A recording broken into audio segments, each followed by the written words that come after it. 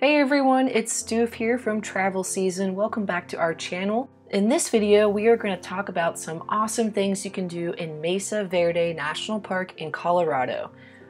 This park is spiritual, natural, historical, and cultural. It combines all of those aspects, which makes it a really unique park to visit.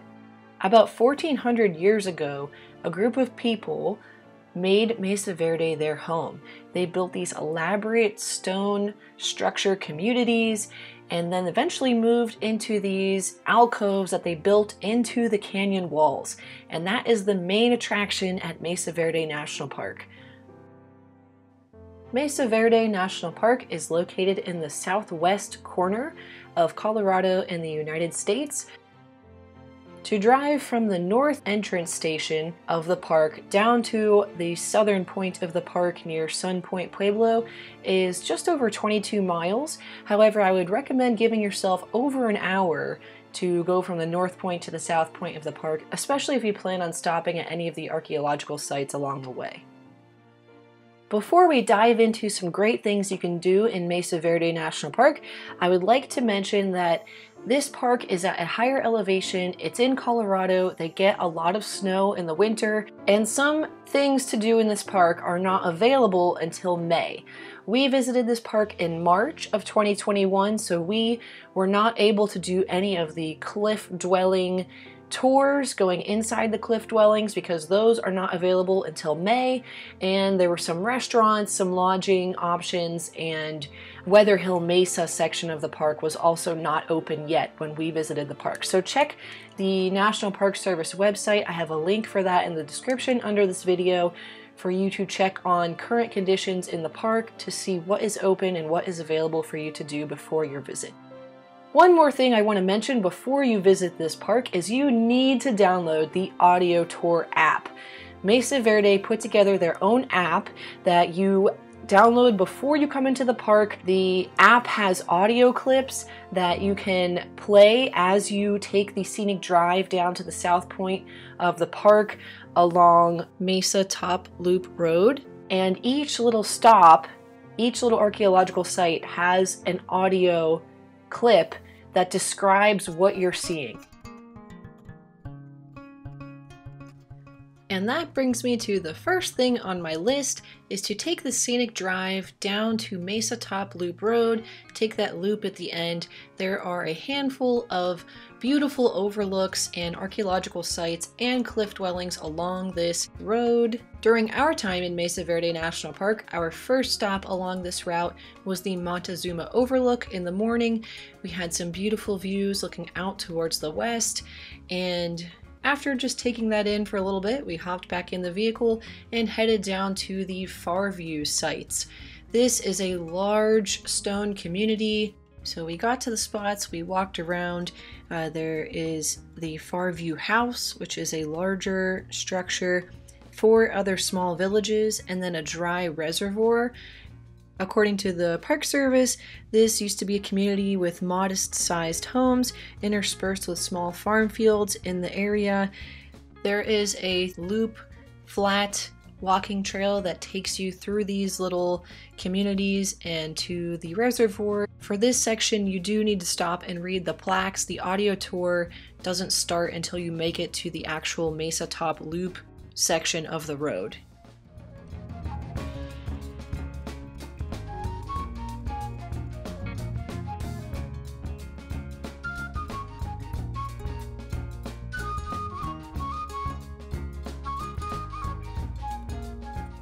Our next stop is packed with lots of goodies. We have our first cliff dwelling you can see here called the Spruce Tree House. There's an overlook you can see across the canyon at the Spruce Tree House cliff dwelling. This section also has restrooms with flushing toilets. There is a museum. Unfortunately, it was closed when we went, so we'll just have to come back for that. And there's a little post office, I believe, and a cafeteria area and a gift shop. You also have access to the Spruce Canyon hiking trail and the Petroglyph Point hiking trail, which is coming up later in this video. Now we've made it to the Mesa Top Loop section of the road, and there are a ton of overlooks and little pull-off spots to see pit houses, more canyon overlooks, more cliff dwellings in the canyon walls. I really like the Navajo Canyon overlook. You have a beautiful canyon there. You can see why the park is called Mesa Verde, which means green table. You can see the green vegetation at the flat tabletops of these mesas in the park. And from this point, you also get a view looking down into the square tower house, which is the tallest cliff dwelling in the park.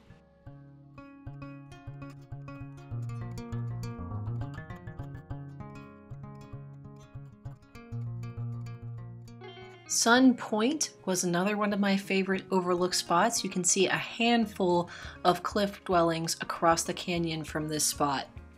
And if you continue on to the Sun Temple parking area, you get some amazing views of Cliff Palace, which is the largest cliff dwelling in North America. According to the National Park Service audio tour, these cliff dwellings were full of ancient Pueblo people around 800 years ago. Number 2 on my list of things to do in Mesa Verde National Park is to visit Park Point. There is a short uphill walk from the parking lot, and I believe it is wheelchair accessible. Once you get up there, you have 360-degree views all around you. This is the highest point in the park at 8,572 feet elevation. There's a fire tower there that you can walk around as well.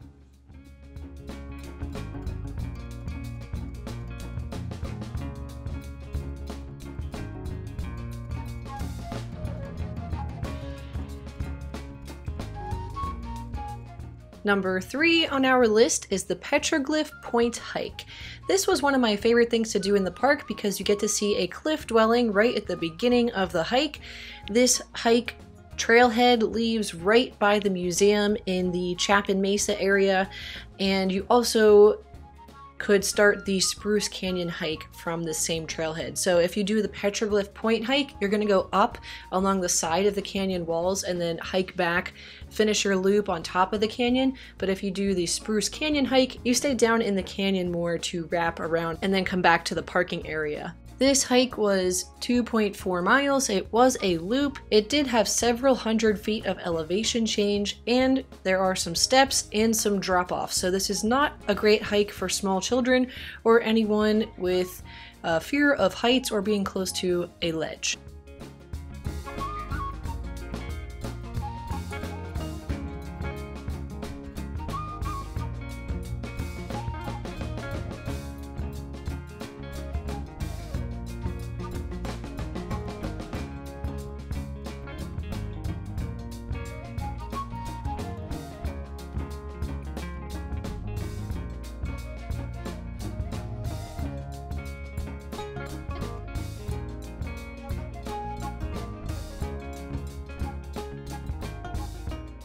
Number 4 of my list of things to do in Mesa Verde National Park is to take a ranger guided tour of one of the cliff dwellings in the park. When we visited the park in spring of 2021, this was not an option for us yet because the ranger guided tours are not available until May. They are available from the beginning of May to mid-October usually, and you book your tour in advance. You cannot book your tour in the park when you get there. You have to book your ticket in advance using the recreation.gov website. Cost for a guided tour ranges anywhere from $8 to $45 per person. The Cliff Palace tour allows you to get right into the Cliff Palace cliff dwelling, and this one seems really cool, but it's closed right now due to construction along the Cliff Palace Road. So summer of 2021, this is not an option, but it could reopen in the future, so keep an eye out for that. Another tour option is the Square Tower House. I saw this one from the Overlook on Mesa Top Loop Road, but I would love to go do this one as an actual tour. It sounds like it's a little more on the strenuous side, has some uneven trails, some switchbacks, some steps, some ladders. Sounds like a lot of fun. So I would enjoy that one for sure. The Mug House guided tour was named for the 3 mugs tied together with yucca rope found hanging inside one of the rooms in this structure. The Mug House hike is a strenuous 3-mile hike. Over on the west side of the park, you meet at Wetherill Mesa to start that guided tour. The Spring House guided tour is the longest option. It is an 8-hour, 8-mile hike, very strenuous. You need to pack in and pack out all of your food and waste if you do this tour. This tour takes you to one of the most fragile cliff dwellings, so you can't physically go inside this one, but you can get some pretty awesome views from up close. This tour departs right outside the Archaeological Museum in the Chapin Mesa area. The Longhouse tour is Mesa Verde's most in-depth tour according to the park site. Longhouse is the 2nd largest cliff dwelling in the park. This is about a 60-minute ranger guided tour. You hike 2¼ miles round trip and you go into the Longhouse. To begin this guided tour, you depart from the Wetherill Mesa area. Another hike that made my list on the top things to do in Mesa Verde National Park is the Point Lookout Trail hike. This is not to be confused with the Park Point Overlook, which is farther south in the park. This Point Lookout is in the north section of the park. You're going to park your vehicle just beyond the Moorfield campground. And from there, it is a 2.1 mile out and back hike with over 500 feet elevation gain. The elevation gain happens pretty fairly close to the beginning of the hike. You go through a little meadow and then you start taking the switchbacks up onto this mesa area.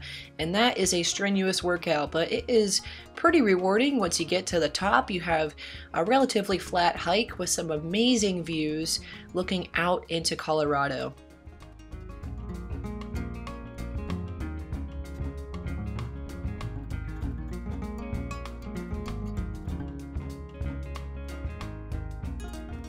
And that basically wraps up my list of some great things to do in Mesa Verde National Park. A couple spots I wish I could have visited but weren't open when we went to the park in 2021 is the western section of the park, the Wetherill Mesa area. There are some sites in there that would have been cool to see, and the southeast section of the park, the Cliff Palace area. You can see Cliff Palace from the Overlook near the Sun Temple along the Mesa Top Loop road, so we were still able to see Cliff Palace from a distance. But next time when we come back, I would like to come in the summer months when the Cliff Palace is reopened so that we could do that tour.